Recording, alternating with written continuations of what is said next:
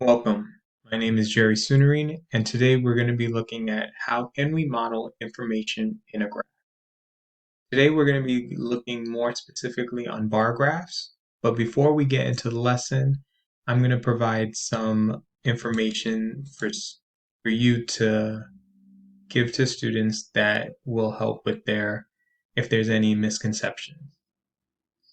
Here is some important information on a bar graph that might be pose some challenges to students with disabilities.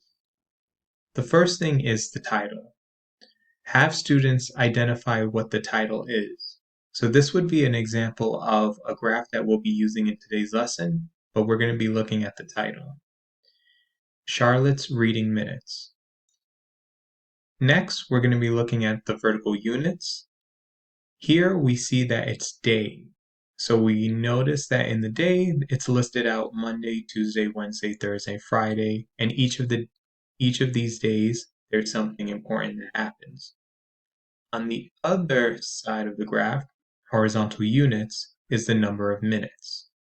The number of minutes correspond to some of the units that we'll be discussing also. So notice how it goes from 0, 10, 20, 30, 40, 50, 60, and 70. It is important to clarify that the units is going by 10, and sometimes what happens is the bar graph may go between the numbers. So like in Friday, we see that it's between 20 and 30. So helping students identify that it's not 20, it's not 30, but it's in between, and it would be 25. On Thursday, it ends at 50, and so on. Helping students identify what a bar graph and the information on it can help them interpret and analyze data. This is also very important. It provides a visual information that's condensed for the student, and they can help with this process. We're going to be looking at an example. Using the same bar graph, we can allow students, when reading the question, it's important for them to read the directions and the context behind the graph. For example, I highlighted it here and also noted that directions provide important information. This bar graph shows the number of minutes Charlotte reads from Monday through Friday. Over here, we see that this bar graph tells us a story, and it's important to elaborate on this for the students so that they understand what they're reading.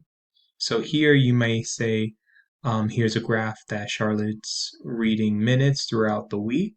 So we see that on Monday, Tuesday, Wednesday, Thursday, and Friday, Charlotte's reading, and she recorded how much minutes she's reading. Also noticing on the bottom number of minutes. So Charlotte was able to document every 10 minutes. And we can see on Monday, it goes to 50. The bar graph, the bar goes all the way to 50. On Tuesday, it goes to 50, and so on. So explicitly telling students how to read and the information provided on the bar graph is very important. I provided some questions here, and you can use your best judgment to add additional questions. Some could be identifying basic information, as in to read specific days. So, like, how much time did Charlotte read on Monday? How much time did Charlotte read on Friday? And so on.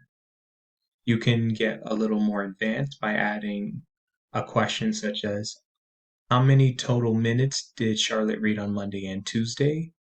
And so on. Here's another question. On which day does Charlotte read the longest?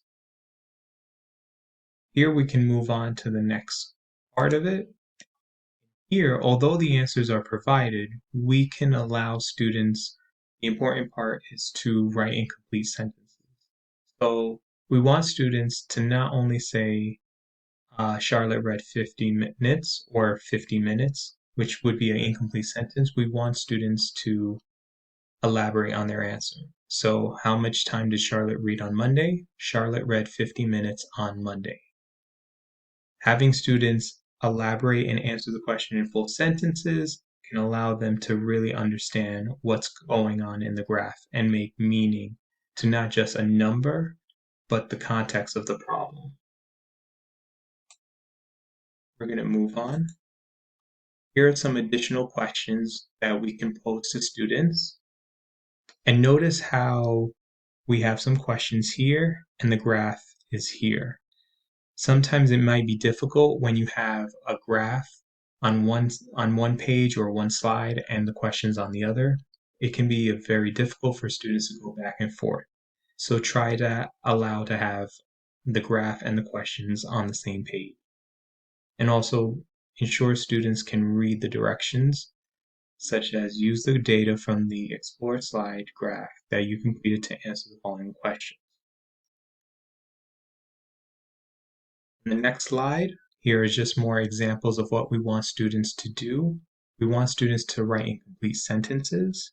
For example, on which days did Charlotte read the same amount of time? The days in which Charlotte read the same amount of time are Monday, Tuesday, and Thursday. And again, just to reiterate, provide graph and questions on the same page so it's easier for them to answer the questions and to avoid students getting frustrated. Lastly, we want students to be able to summarize. So here is some information that's important for students to look at when identifying and using a bar graph. The first one is the title provides us context to the graph. So in this example, I provided a new graph. So the bar graph title is favorite color. So that is going to be the theme of what's going on in this graph. The next bullet point is a bar graph shows us high and low amounts of a specified period. So here we see that we have some information here. We have children, types of colors, and we have 5 different colors. And we also see that across the graph, there's some low bars and some high bars.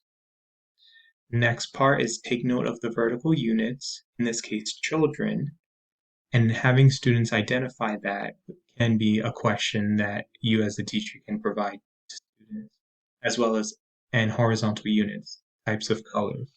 So here, this would be a great way to identify these are 2 important variables for students to know and to build context around the bar graph. Lastly, take note of how the bar graph is counting by. Here we notice it starts at 0, then 2, then 4, 6, 8, and 10.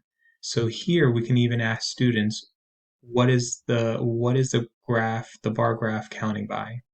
And here we would say 2. These are all important information for students to really make sense and to work on a bar graph. This was helpful. Have a great day.